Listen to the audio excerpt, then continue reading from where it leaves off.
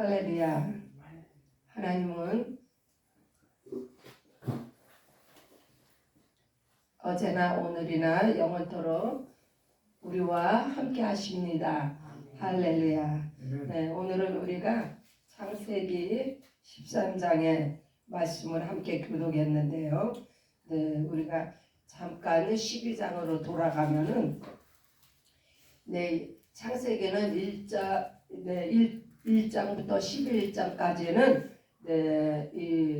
그 창조에 관련된 그러한 말씀으로 온 인류를 위한 그 말씀으로 쭉 이어오다가 12장부터는 이제 본격적으로 아브라함을 부르셔서 이제 아브라함을 통한 구속 사역을 이어가고 있는 말씀입니다.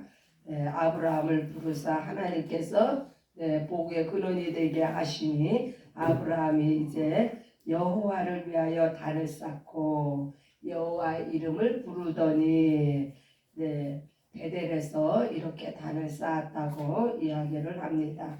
그러나 그럼에도 불구하고 아브라함은 애굽에 내려가서 애굽의 왕이 두려워서 자기 아내를 누이라고 속여서 이제 그 누이를 빼앗기는 그러한 일이 발생합니다. 그러나 하나님께서 역사하사 아브라함의 아내 사레를 하나님께서 구해주시고 이제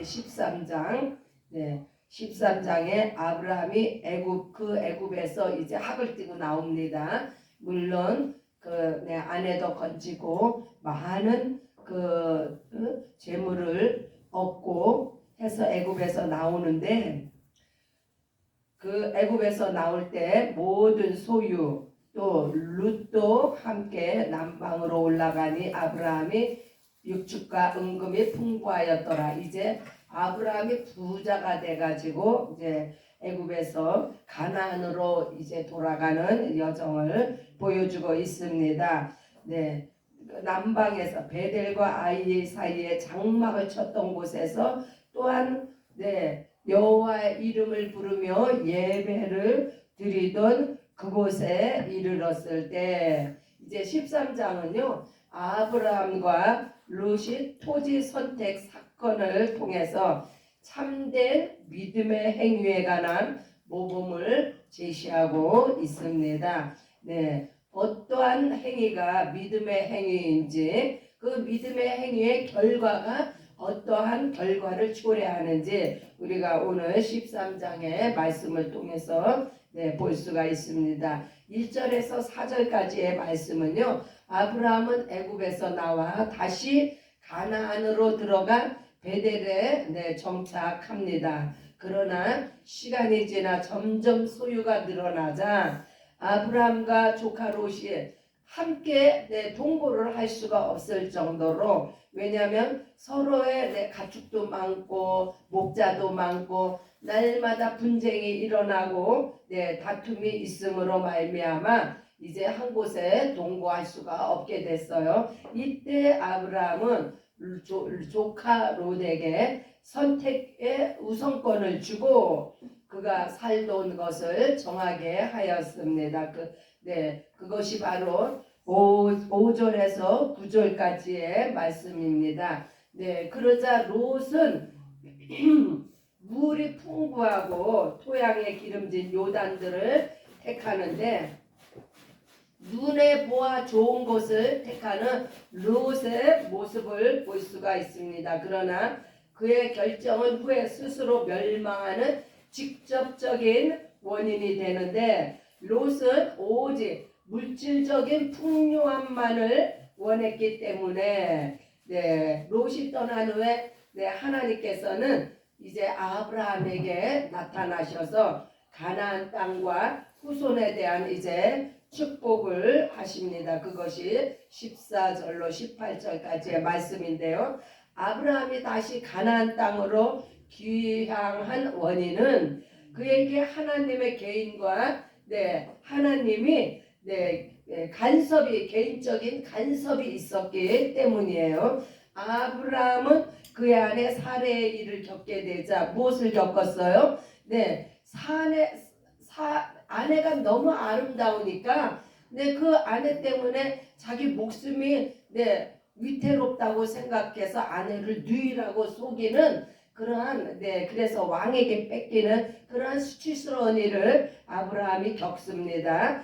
그래서 자신이 애굽에 머무르려고 했던 이게 애굽에서 해서 일어났던 일이에요. 애굽에 거주하려는 생각이 잘못이었음을 깨닫고 하나님이 그와 그 자손에게 기업으로 약속하신 가나안 땅으로 되돌아가는 것이 하나님의 뜻임을 다시금 상기하고 이와 같이 하나님은 그분의 택한 백성들이 잘못된 길을 갈지라도 하나님의 뜻을 성취하기 위하여 바른 길로 인도하십니다. 오늘날도 마찬가지예요. 우리 한 사람 한 사람 하나님께서 택하시고 부르시고 오늘 이 자리에 앉아 있지만 우리가 하루하루의 삶 속에서도 혹여라도 잘못된 길, 잘못된 방향으로 우리가 나아가는 것을 하나님은 원치 않으십니다. 그래서 성령으로 말미암아 우리가 바른 길을 가면 오직 예수의 생명의 길 갈 수 있도록 오늘도 우리를 불꽃 같은 눈동자로 지키시고 우리와 함께 하십니다. 로마서 8장 28절에 우리가 알거니와 하나님을 사랑하는 자 곧 그 뜻대로 부르심을 입은 자들에게는 모든 것이 합력하여 선을 이룬다고 말씀하고 계십니다. 우리의 환경에 하나님의 계획과 간섭이 나타났을 때 하나님의 뜻을 바르게 깨닫고 행동하는 것이 얼마나 중요한지요. 성경에서 애굽은요 바로 육신적인 육신적인 생활을 누리는 세상을 상징하고 있습니다. 그래서 애굽 땅은 바로 사람의 노력으로 사는 곳, 그것이 바로 애굽 땅의 의미예요. 그러나 하나님께서 지명하신 가나안은 바로 하나님의 은혜로 하늘에서 내리는 비를 흡수하고 이른 비와 늦은 비를 주시는 적과 꿀이 흐르는 땅, 이른 비는 씨 뿌릴 때에 를 상징하며 바로 초림을 상징합니다.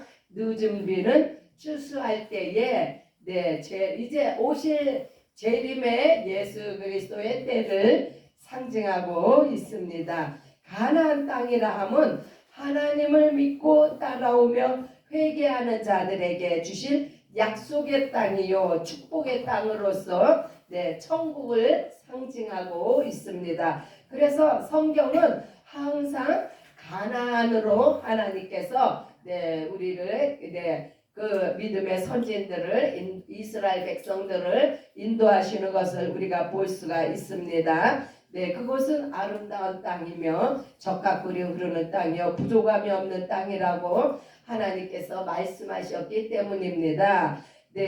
그러나 가나안 땅은 성도들의 몸과 마음을 상징하며 예수께서 하나님의 통치가 임하는 곳이 곧 하나님의 나라 즉 천국과 같은 곳이라고 하나님이 말씀하셨기 때문에 가나안은 곧 천국의 상징입니다. 자 이제 그러면은 우리가 애굽은 육신적인 생활을 누리는 세상을 상징한다면 그럼 베델은 영적인 생활을 누리는 하나님의 집인 교회를 상징합니다. 오늘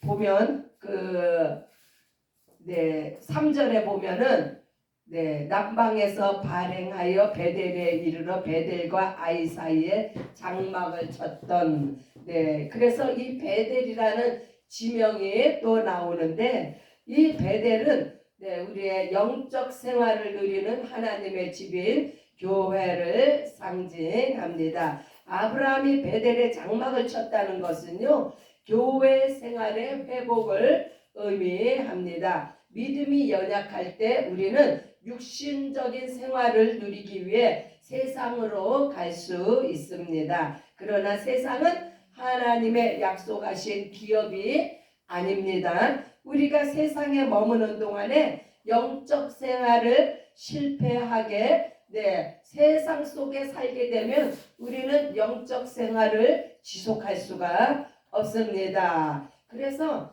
우리는 돌이켜서 하나님의 집인 베델에 장막을 치고 교회 생활을 회복해야 됨을 믿습니다. 우리가 이 세상에서 롯과 같이 아무리 풍요로운 롯이 어떤 땅을 택했어요?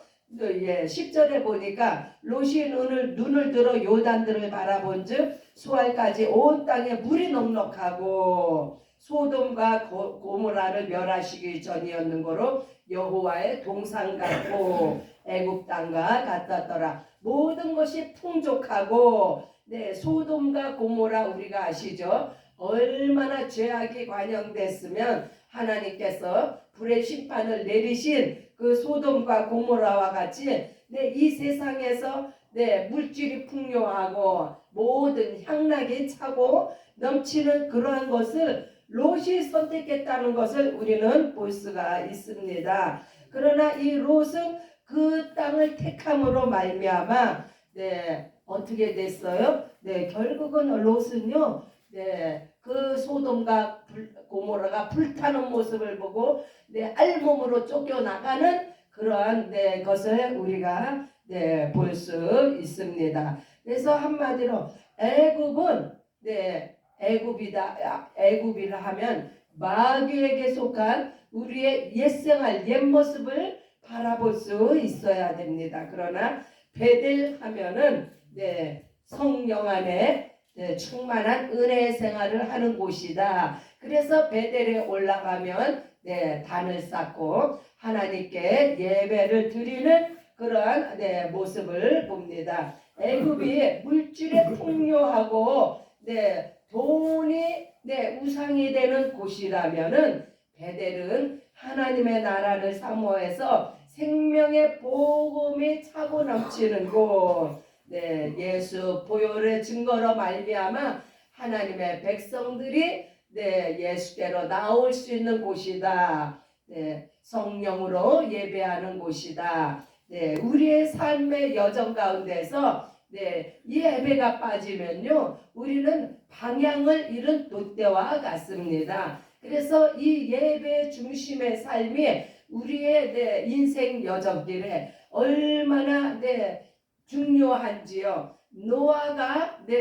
노아가 홍수가 끝난 후에 나와서 첫 번째 한 것이 바로 단을 쌓고 하나님을 예배한 것이었어요. 아브라함도 이제 하나님의 콜링을 받아서 베델에 도착했을 때 하나님의 이름을 부르며 하나님의 이름으로 단을 쌓고 예배를 드린 것을 볼 수가 있습니다.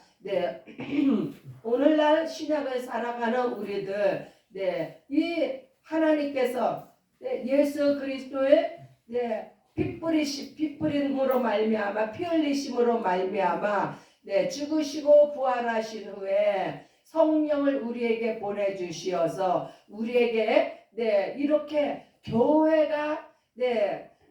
교회가 생긴 교회는요 이게 건물이 교회가 아니라 우리 한 사람 한 사람의 심령이 곧 성전입니다.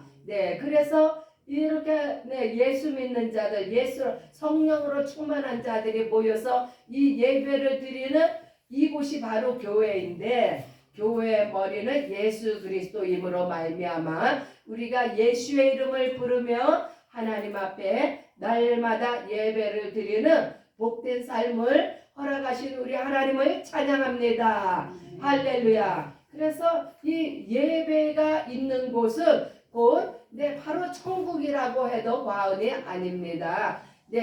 이 아브라함과 롯이 어느 때에 하나님을 만났어요? 바로 예배를 드릴 때에 하나님께서 저들을 권념하시고 예배를 통한 이제 모든 축복을 내리셨는데 오늘도 우리는 이 하늘의 예배를 드림으로 말미암아 하늘의 축복을 받았습니다. 하늘의 축복을 받은 자들은요 이 땅에서도 결코 굶주리지 않습니다. 헤매이지 않습니다. 왜요? 우리의 예수님께서 내가 너희를 고아와 같이 버려두지 아니하리라. 요한복음 14장에 내가 너희를 한번 보시겠습니다. 요한복음 14장. 요한복음 14장에 너희는 마음에 근심하지 말라. 하나님을 믿으니 또 나를 믿으라. 이 나가 누구예요? 바로 하나님의 아들 예수 그리스도를 믿으면 내 아버지 집에 거할 곳이 많도다. 그렇지 않으면 너희에게 일렀으리라. 내가 너희를 위하여 처소를 예비하러 가노니 가서 너희를 위하여 처소를 예비하면 내가 다시 와서 너희를 내게로 영접하여 나 있는 곳에 너희도 있게 하리라. 예수님은 오늘도 우리에게 말씀하시고 약속하셨습니다. 근심하지 말라. 왜요? 우리는 무엇을 선택했어요? 이 땅의 풍요를 선택한 것이 아니라 이 땅의 기름지고 아름다운 것을 선택한 것이 아니라 하늘나라의 영원한 아버지의 집을 선택했습니다. 아버지의 집에 거할 것이 많다고 오늘도 예수님께서 우리에게 위로를 주시고 소망을 주시고 계십니다. 우리는 장래가 두렵지 않습니다. 왜요? 예수께서 이제 곧 오실 때에 우리는 예수님과 함께 혼인잔, 예수님은 우리의 신랑이잖아요. 우리가 날마다 소망 중에 기다리는 것이 뭐예요? 신랑 대신 예수 그리스도를 우리는 오늘도 소망 중에 기다립니다. 예수께서 오시면 오늘 오실지 10분 후에 오실지 nobody know, 아무도 알 수가 없습니다. 그러나 우리는 그 오실 신랑 예수님을 기다리며 혼인잔치에 들어갈 그 소망으로 우리가 얼마나 가득 차 있습니까? 이것이 바로 복된 인생이요. 이것이 바로 천국의 삶을 이 땅에서도 누리는 그 놀라운 은혜의 생활입니다. 할렐루야. 우리가 이런 천국 복음을, 천국의 소망된 말씀을 들을 수 있는 것은 바로 예배를 통해서 우리가 말씀을 들을 수가 있습니다. 이 시간 우리 함께 기도하기를 원합니다. 주여, 우리에게 이렇게 날마다 천국의 소망을 심어주시니 세상을 쫓아간 롯과 같이 세상의 그 풍요와 그 세상의 아름다운 곳에 현혹되지 않게 하시고 오직 하나님을 믿으며 하나님만을 바라보고 나아간 그 하나님을 예배하는 그 아브라함의 그 신앙을 우리가 오늘날도 영위할 수 있도록 주여 성령으로 우리를 충만케 하여 주시옵소서. 예수께서 오늘도 우리를 우리에게 격려하시며 생명을 주시고 우리를 의의 길로 인도하십니다. 성령의 충만함으로 오늘 이 시간도 기도하실 때에 하늘문이 열리고 아버지께서 예비하신 그 천성의 집을 바라보는 귀한 우리 성도들이 다 될 수 있도록 우리 함께 기도하시며 나아가겠습니다. 주여 한번 부르고 기도합니다. 주여